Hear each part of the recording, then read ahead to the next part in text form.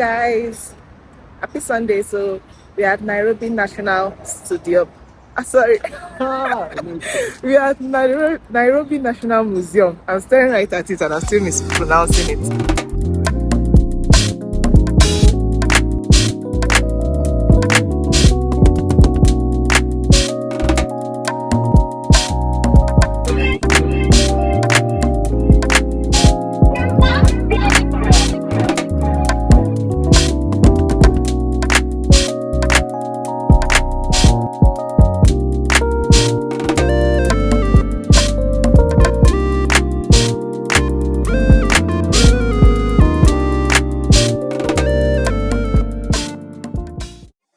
So to register for the museum, you can do it online using the e-citizen website. We didn't know about that, so when we got there was when we were doing it, but it's something you can do from home before you get there.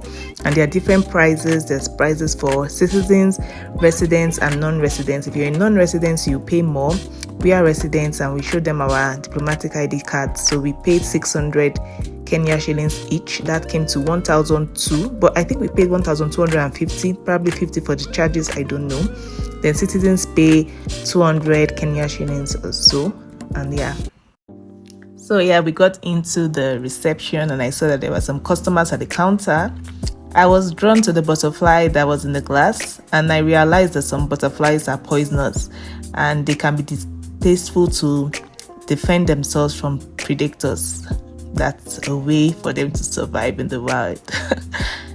That was something I never knew.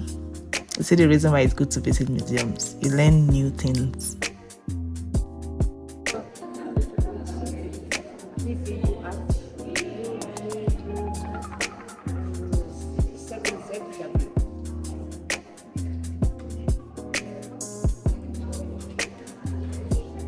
Non-residents.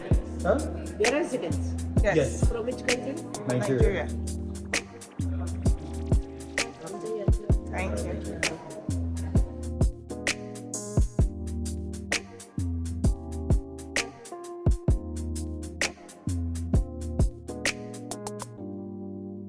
When we entered into the museum, the first hall that we saw was the Hall of Kenya, and then we saw different calabashes, the birds. This section of the mall is dedicated to highlighting the country's unique and tangible and intangible heritage. The culture and history meet here. And yeah, the birds, different birds. The birds of East Africa, like we were told, they came from far and wide in different colors and in sizes. I mean, so beautiful, different colors, and as you can see them in all their glory. It was good to see that.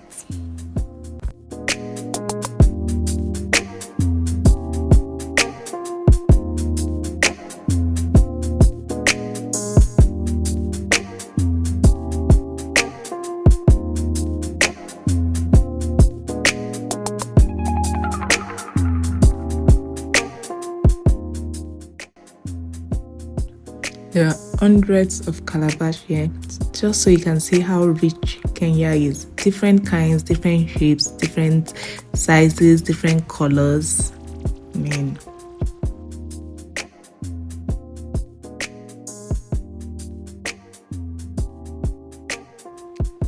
this is a habu. It's a musical instrument by the Luo community. I hope I pronounced that right. Luo community. And I learned that it is blown during important ceremonies and it's also used for entertainment. And from there, I was attracted to the butterfly that was made. It's a mosaic map of Kenya using a collection of butterflies from various parts of the country. It's really beautiful. And I took a few pictures with it.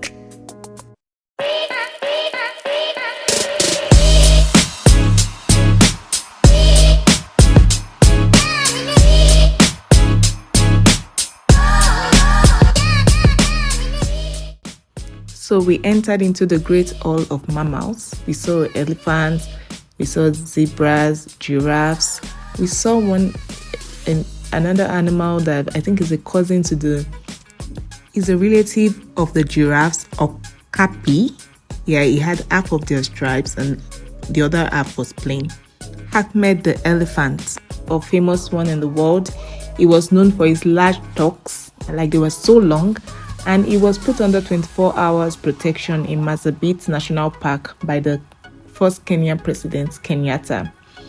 It was really wowing to see, unique. I've never seen anything. It reminds me of the Ice Age cartoon, the very long tusk. I mean, it's wonderful to see that.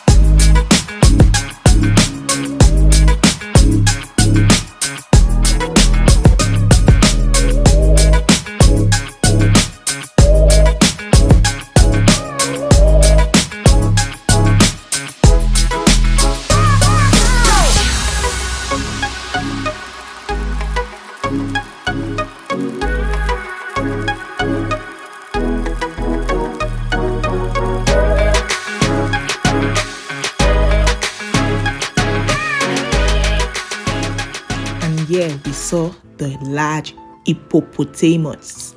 HIP for the P, PO for the hippopo, and TAMUS for the hippopotamus. Look at those teeth. Wow. And this was an illustration showing the difference between human beings and apes. Our teeth, hands, arms, body, DNA, and all that.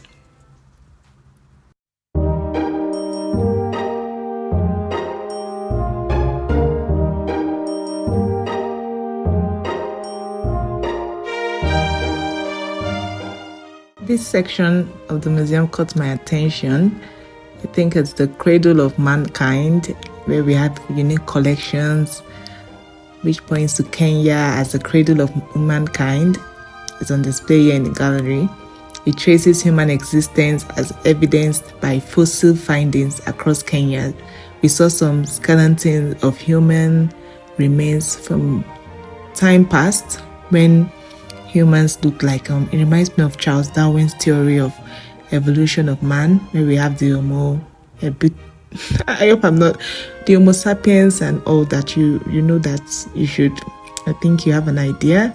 I just imagined if we were really like this in our own generation. Is it true? I don't know. Anyways, I'm just blabbing. Anyways, then just enjoy it and soak it all in.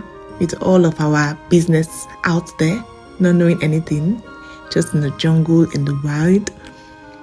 And yeah, similar to the ape. Thank God we do not look like that anymore.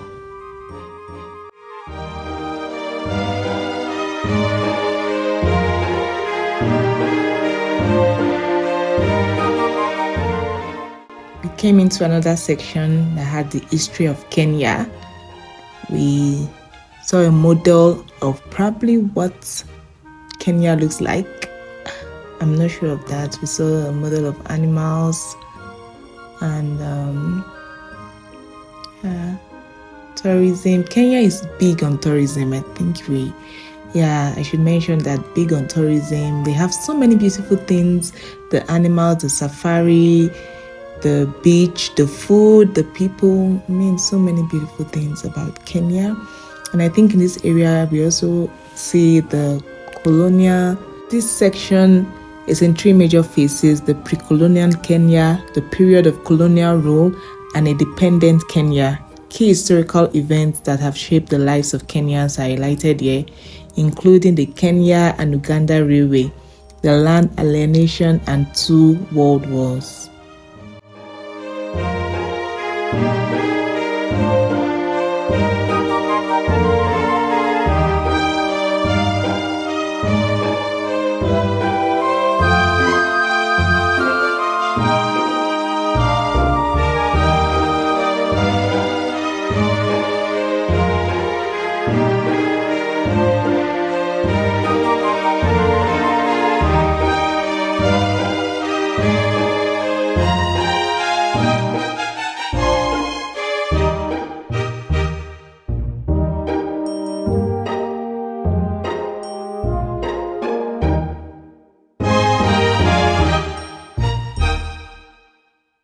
Then we saw this chair that reminded me of Game of Thrones chair. It's a chair to remind Kenyans of the state of impunity. Never forget 2007 post-election violence. And I think it's just to pay respect to those that lost their lives and what happened during that period.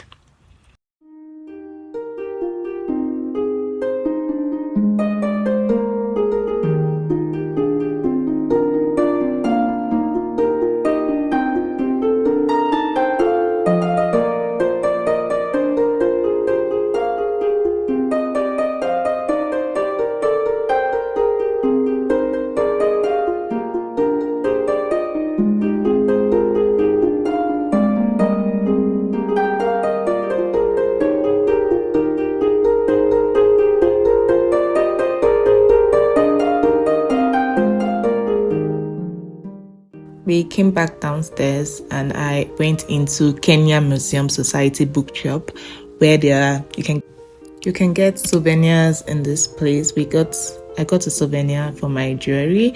They had so many things, figurines, they had beads, they had books about safari, about the animals, about so many things. And then we just shopped around. I got an item like I mentioned. And yeah, paid for it. I got it for 1,000 Kenyan shillings, which was okay. I use it in storing my jewelries now.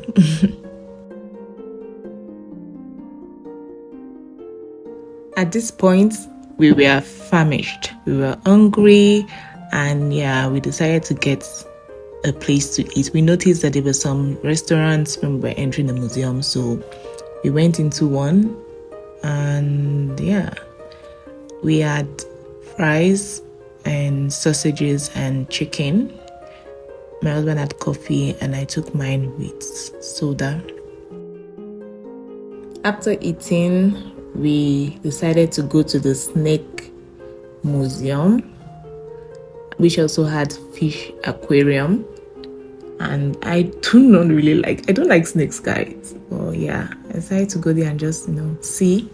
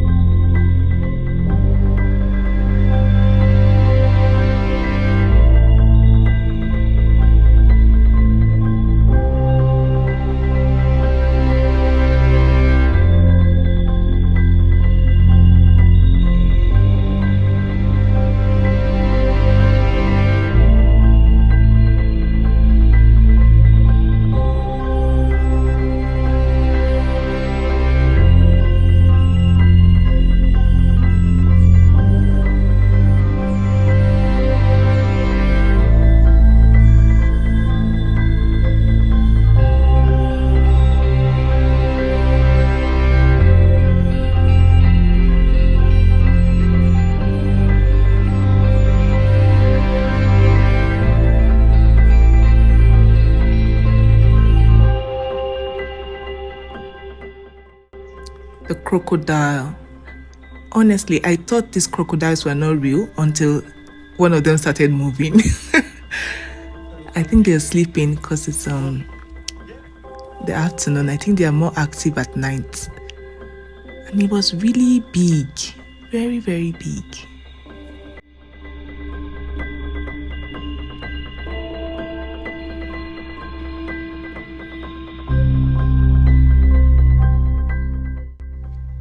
So while we were walking around, I saw this strange sight of tortoises and snakes cohabiting in the same space.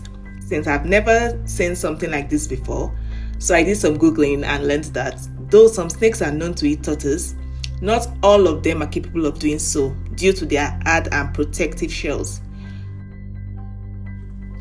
You've got to check out the garden at Nairobi Museum. It's like a peaceful oasis in the middle of the city. And then the big towering trees throwing some cool shade on the winding paths.